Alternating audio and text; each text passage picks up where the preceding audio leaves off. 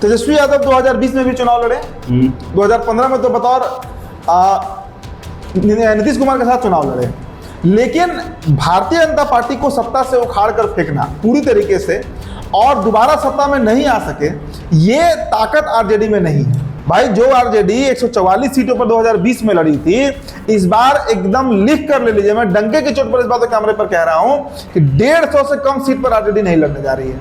तो 150 आरजेडी का 30 आप वाम का जोड़ लीजिए तो 180 हो गया। अब बचा कितना? तो 63 सीट। अब उसमें अगर 13 सीट वो मुकेश सहनी को दे दी तो बचा कितना उसके पास? 63 में से 12-13 हटा दीजिए तो 50 सीट।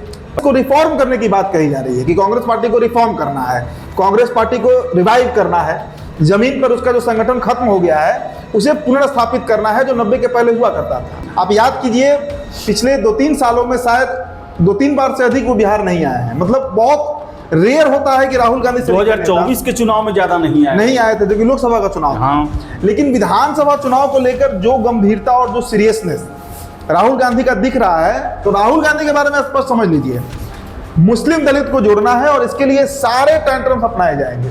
आप देखिएगा अंतिम तक, मतलब चुनाव के समय तक, सीट शेयरिंग तक राहुल गांधी नहीं एक्सेप्ट करने जा रहे हैं कि तेजस्वी सीएम होंगे और 50 सीट पर तो ये तैयार नहीं होंगे। नमस्कार, आप देख रहे हैं द बिहार टॉप। मैं हूं आदेश पुरी, हमारे साथ हमारे सहयोगी हैं उदित आर्यन और हम चर्चा करेंगे बिहार की राजनीति की। बिहार में इस साल चुनाव होने हैं और इसको लेकर जो चुनावी तैयारी जो है वो शुरू हो चुका है। आज राहुल गांधी पहुंचे थे बिहार, 30 तारीख को प्रधानमंत्री नरेंद्र मोदी पहुंच रहे हैं, दूसरी दफे पहुंचेंगे वो।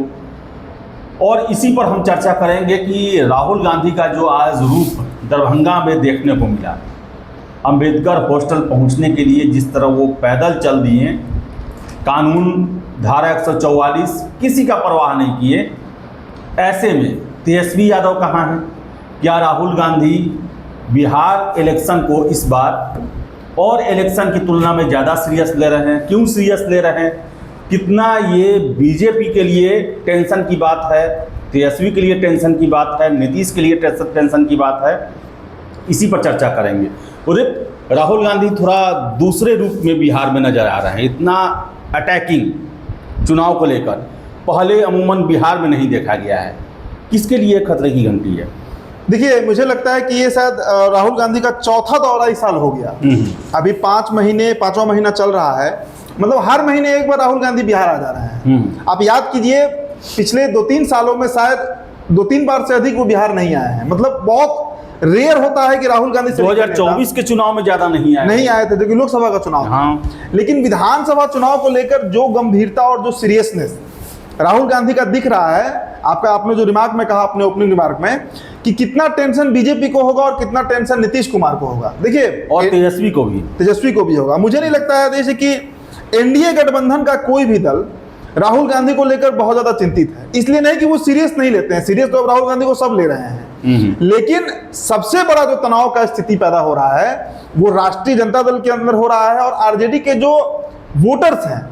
आप पटना के जिला के बाहर चले जाइए, बगल में आप सोनपुर चले जाइए, हाजीपुर चले जाइए, जो वहां का यादव बेल्ट है, जो एकदम हार्डकोर आरजेडी का वोटर्स माना जाता है। अभी मैं 2-3 दिन पहले का अपना एक एक्सपीरियंस बता रहा हूं। सब के सब राहुल गांधी पर नाराज है और गाली तक दे रहे हैं कि इसलिए कि अगर कांग्रेस को रिफॉर्म करने की बात कही जा रही है कि कांग्रेस पार्टी को रिफॉर्म करना है, कांग्रेस पार्टी को रिवाइव करना है, जमीन पर उसका जो संगठन खत्म हो गया है उसे पुनर्स्थापित करना है जो 90 के पहले हुआ करता था। अब वो काम और वो सुधार करने का सही समय अभी नहीं है। ये बात आरजेडी के नेता से लेकर वोटर्स तक कह रहे हैं कि अगर कांग्रेस को रिवाइव भी करना है तो कुछ दिन बाद करते या लोकसभा चुनाव के समय करते। अब विधानसभा का समय है और तेजस्वी यादव लगत क्या है आखिर? वो भी उनका अगर आधार बनेगा तो वो तो महागठबंधन के लिए ही फायदा पहुंचाएगा। देखिए, सबसे बड़ी समस्या है कि कांग्रेस अब तक मुझे लगता है कि 7-8 बैठक हो चुकी है। दिल्ली में भी बैठक हो गई, पटना में तो हर 3 दिन पर बैठक हो जाती है महागठबंधन की। लेकिन कांग्रेस पार्टी, आप बताइए आदेश जी, कि क्या अभी तक तेजस्वी प्रसाद यादव को सीएम फेस मानी है? नहीं मानी है, अब तक नहीं मानी है। और अब तक नहीं मानी है तो आप ये बात मान कर चलिए कि आने वाले दिनों में भी कांग्रेस चुनाव के समय तक वो डिक्लेयर नहीं करेगी। क्यों? आखिर वजह क्या है? देखिए, तेजस्वी यादव 2020 में भी चुनाव लड़े, 2015 में तो बतौर नीतीश कुमार के साथ चुनाव लड़े, लेकिन भारतीय जनता पार्टी को सत्ता से उखाड़ कर फेंकना पूरी तरीके से और दोबारा सत्ता में नहीं आ सके, ये ताकत आरजेडी में नहीं है। क्या बिहार के मार्फत जो है वो रास्ता दिल्ली, टारगेट दिल्ली है? देखिए, मुझे लगता है कि इस बार कांग्रेस पार्टी बीजेपी को एक अपर हैंड दे देगी कि कम से कम आरजेडी का सफाया हो जाए बिहार से। 90 के बाद जो आरजेडी पार्टी का स्थापना हुआ 1999 में, और आरजेडी का जो कोर वोट तैयार हुआ, वो वोट कांग्रेस पार्टी के वोटर्स को तोड़कर ही तैयार हुआ है। वो वोट कांग्रेस पार्टी के ही वोटर्स हैं जो आज आरजेडी के वोटर बन गए। कुछ चले गए नीतीश कुमार के साथ, कुछ चले गए बीजेपी के साथ, भी कुछ चले गए जो सवर्ण तबका जो है। तो जब तक आरजेडी को जगह पर नहीं लाया जाएगा, जगह पर मतलब जब तक कांग्रेस पार्टी को अपर हैंड नहीं मिले। देखिए, एक कंडीशन आपको हम बताते हैं, हमारे पास जो खबर है, और कांग्रेस के नेता ही ये बात कह रहे हैं कि 50 सीट से अधिक तेजस्वी यादव देने को तैयार नहीं है। कांग्रेस पार्टी की मैं बात कर रहा हूं। जहां तक मुकेश सहनी की बात है, तो मुकेश सहनी को आदेश जी 12 से 13 सीट लास्ट। उनके पार्टी के एक नेता मुझ पर भड़क भी गए थे, कल कॉल भी आया, उदित जी आप खबर चला रहे हैं कि 12 से 13 सीट। लेकिन तेजस्वी यादव ने साफ कहा है कि 2020 में जो आरजेडी 144 सीट पर कांग्रेस लड़ेगी, नहीं लड़ेगी भाई। जो आरजेडी 144 सीटों पर 2020 में लड़ी थी, इस बार एकदम लिख कर ले लीजिए, मैं डंके की चोट पर इस बात को कैमरे पर कह रहा हूं कि 150 से कम सीट पर आरजेडी नहीं लड़ने जा रही है। तो कांग्रेस कितना पर लड़ेगी? अब 150 सीट आप निकाल दीजिए 243 में से, तो बचता है 93 सीट। उसमें पिछले बार आप याद कीजिए 29 सीटों पर वाम दल लड़ी थी, और वाम दल वही लड़ती है जहां उसका कैडर वोट है। वाम दल शाहबाद के इलाके में लड़ती है, मगध डिवीजन में लड़ती है, मतलब गया से लेकर बक्सर तक का जो बेल्ट है, क्योंकि वो नक्सल प्रभावित इलाका भी है। और वहां पर देखिए ना, अभी 2 सांसद जीत गए वाम दल से, काराकाट से राजा राम सिंह जीत गए, आरा से सुदामा प्रसाद जीत गए। और 2020 का विधानसभा याद कीजिए, 22 जो शाहबाद का सीट है उसमें 19 सीट लेफ्ट, ये आरजेडी और लेफ्ट जीती थी मिलकर, तो उतने में लड़ेगी। लेकिन 29-30 सीट उसको भी चाहिए ना, तो 150 आरजेडी का, 30 आप वाम का जोड़ लीजिए तो 180 हो गया। अब बचा कितना? तो 63 सीट। अब उसमें अगर 13 सीट वो मुकेश सहनी को दे दी तो बचा कितना उसके पास? 63 में से 12-13 हटा दीजिए तो 50 सीट। 50 पर राहुल गांधी तैयार होंगे? नहीं तैयार, 70 पर लड़े थे वो, नहीं तैयार होंगे। और इस बार देखिए, मैंने एक स्टोरी किया था दैनिक भास्कर के हवाले से आदेश जी, कि 45 सीट पर तो प्रत्याशी तक तय कर चुके हैं राहुल गांधी। 45, 1 महीने पहले की मैं बात बता रहा हूं। उदित, क्या लगता है कि राहुल गांधी इस बार, सीट मसला नहीं है, मसला जो है वो अपना जमीन को फिर से पुनर्वापसी करना है, जमीन को अपना वापस देना है कांग्रेस का? क्या लगता है कि राहुल गांधी इस बार 100 सीट पर भी बार्गेनिंग कर लेंगे? देखिए, कांग्रेस पार्टी की भी शर्तें हैं। राहुल गांधी का जो आप बात कर रहे हैं, राहुल गांधी, कांग्रेस पार्टी को तेजस्वी यादव ने साफ किया है कि 50 से अधिक सीट नहीं।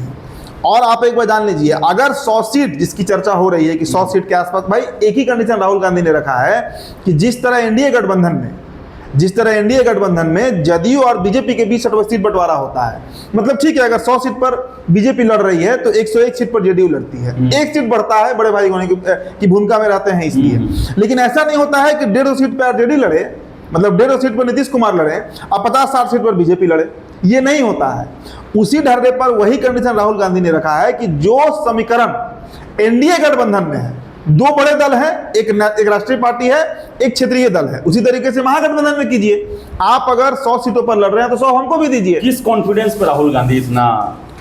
देखिए, मेरा जो अपना आकलन है, अभी 2 दिन पहले कन्हैया कुमार का प्रेस कॉन्फ्रेंस मैं सुन रहा था, उसमें उन्होंने निजी क्षेत्रों में आरक्षण की बात कही। उन्होंने कहा कि जाति जनगणना कायदे से हो, वैज्ञानिक पद्धति से हो, और 50% का जो बॉर्डर है उसको तोड़कर अब 85-90% पर आरक्षण को पहुंचाना है।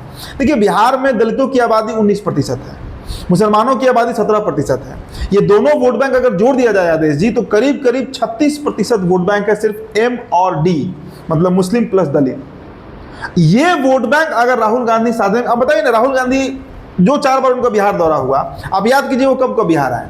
जगलाल चौधरी जो पासी समाज के थे, उनकी जयंती पर आए। उसके बाद जो दोबारा उनका दौरा हुआ, मतलब जब भी वो आ रहे हैं, अब आज ही देखिए ना, आज वो अम्बेडकर छात्रावास चले गए। तो दलित वोट को जोड़ने की जो पूरी राजनीति है और दलित वोट को एकत्रित करके बिहार में एक ऐसा वोट बैंक तैयार कर लेना है जो उसका एक मुश्त जनाधार हो। आप बताइए कि एक भूमिहार को हटाकर एक रविदास समाज के व्यक्ति को बना दिया गया प्रदेश अध्यक्ष। उसके बाद जो जिलावार सूची निकाली गई जिला अध्यक्षों का, उसमें गिनकर 7 या 8 ही सवर्ण बचे हैं। तो आप बताइए कि जो अध्यक्ष का सूची निकाला गया आदेश जी, उसमें करीब 80% पिछड़े और दलित को जोड़ा गया। सब ब्राह्मण भूमिहार को हटा दिया गया। और आज देखिए जाकर फूले मूवी देखे हैं तो एक संदेश के नेता संदेश देता है, मैसेज देता है। राहुल गांधी बहुत क्लियर कर चुके हैं कि वो बिहार में पिछड़ों की राजनीति कर रहे हैं, दलित की राजनीति कर रहे हैं और सारे पार्टी में संगठन के स्तर पर सारे जो महत्वपूर्ण पद हैं वो दलितों को दिया जा रहा है। तो एम और डी, और देखिए एक खबर हमारे पास बार बार आती है कि एक जो समीकरण है कांग्रेस पार्टी का वो प्रशांत किशोर तक जाके खत्म होता है। मतलब प्रशांत किशोर आज नहीं तो कल, अगर तीसरा मोर्चा बना बिहार में तो आज नहीं तो कल प्रशांत किशोर भी उसमें शामिल होंगे और असदुद्दीन अवैसी की AIMIM भी शामिल होगी। और ये कॉम्बिनेशन अगर बना तो आप लिख लीजिए तेजस्वी तो बड़ा और ऐसा ही अगर हिट कर गया या 40% भी हिट करता है तब तो ये आरजेडी के लिए बड़ा टेंशन है। ये सुपर साफ हो जाएगा उनका। आप 100 सीटों की बात कर रहे हैं ना, आप बताइए आदेश जी कि अगर 100 सीट मान लीजिए कि तेजस्वी यादव ने दे भी दिया कांग्रेस को और कांग्रेस उसमें 40 या 50 सीट अगर जीत गई तो आपको क्या लगता है, क्या तब कांग्रेस पार्टी तैयार होगी तेजस्वी यादव को सीएम बनाने के लिए? नहीं होगी, वो नहीं होने जा रही है। भाई लालू यादव ने कांग्रेस पार्टी को बिहार में जोकर बना दिया। इनके आप किसी प्रदेश अध्यक्ष का नाम उठाकर रख दीजिए, मदन मोहन झा का बात कर लीजिए, अखिलेश प्रसाद का बात कर लीजिए, ये लोग अपने प्रत्याशी तक लालू यादव को परमिशन से तय करते रहे हैं। बिहार में आज कांग्रेस का जो हश्र हुआ है वो कांग्रेस नेताओं के चलते हुआ है। ये लोग एकदम साष्टांग रहते हैं लालू यादव के सामने और ये बात समझ चुके हैं राहुल गांधी। तो क्या लगता है 2025 का चुनाव, इधर बीजेपी का भी ऑपरेशन लोटस चल रहा है एनडीए में, आपको भी पता है कौन टारगेट है, बिल्कुल, और इधर राहुल गांधी का भी ऑपरेशन पंजा चल रहा है। तो ये उद्देश्य क्या लगता है दोनों राष्ट्रीय पार्टियों का?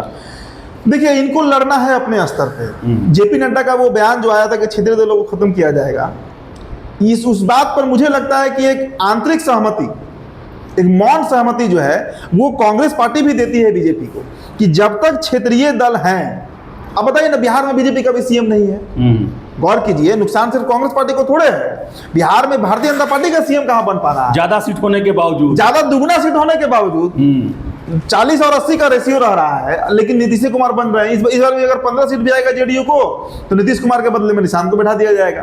तो अल्टीमेटली लॉस तो दोनों पार्टियों को हो रहा है ना। कांग्रेस तो पूरी तरह खत्म हो गई बिहार में और बीजेपी जिंदा है लेकिन मृत प्राण जिंदा है। फैसले नीतीश कुमार लेते हैं, भारतीय जनता पार्टी के नेता आगे पीछे करते रहते हैं। तो ये बात दिल्ली में बैठे नरेंद्र मोदी को भी दिखता है और राहुल गांधी को भी दिखता है, दोनों लीडर्स को दिख रहा है। और ये जो लीडरशिप है बिहार में क्षेत्रीय दलों का, जब तक ये खत्म नहीं होगा आदेश जी, तब तक ना भारतीय जनता पार्टी का यहाँ पर कुछ होने जा रहा है ना कांग्रेस का। तो राहुल गांधी के बारे में स्पष्ट समझ लीजिए, मुस्लिम दलित को जोड़ना है और इसके लिए सारे टेंट्रम्स अपनाए जाएंगे। आप देखिएगा अंतिम तक, मतलब चुनाव के समय तक, सीट शेयरिंग तक राहुल गांधी नहीं एक्सेप्ट करने जा रहे हैं कि तेजस्वी सीएम होंगे और 50 सीट पर तो ये तैयार नहीं होंगे। लेकिन सबसे बड़ी बात है कि चाहे लालू यादव हो या नीतीश कुमार हो, उम्र हो गई, अस्वस्थ हैं दोनों लोग, और जो राष्ट्रीय दल है चाहे बीजेपी हो या कांग्रेस हो, अब अपनी जमीन बिहार में मजबूत करना चाहती है। बीजेपी अपना सीएम चाहता है और कांग्रेस जो है वो बड़ी संख्या में अपनी हिस्सेदारी चाहती है। दलित और जो मुस्लिम वोट बैंक है उसको फिर से अपने विश्वास में लेना चाहती है। तो अब देखना है कि तेजस्वी यादव जो हैं वो इस जो चुनावी युद्ध है इसमें अभिमन्यु बन के निकलेंगे या अर्जुन बन के निकलेंगे, ये तो चुनाव के परिणाम ही बताएंगे। लेकिन अभी जो है वो राहुल गांधी के द्वारा चक्रव्यूह की रचना बिहार के चुनावी मैदान में रच दिया गया है और ऐसे ऐसे कार्य किए जा रहे हैं, चुनावी प्रयास चल रहे हैं, जिससे लालू फैमिली का टेंशन में आना स्वाभाविक है। आपकी क्या राय है कमेंट बॉक्स में ज़रूर बताएं। फिलहाल इस वीडियो में इतना ही। वीडियो पसंद आया लाइक शेयर करें, हमारे चैनल द बिहार टॉप को सब्सक्राइब जरूर कर लें। धन्यवाद।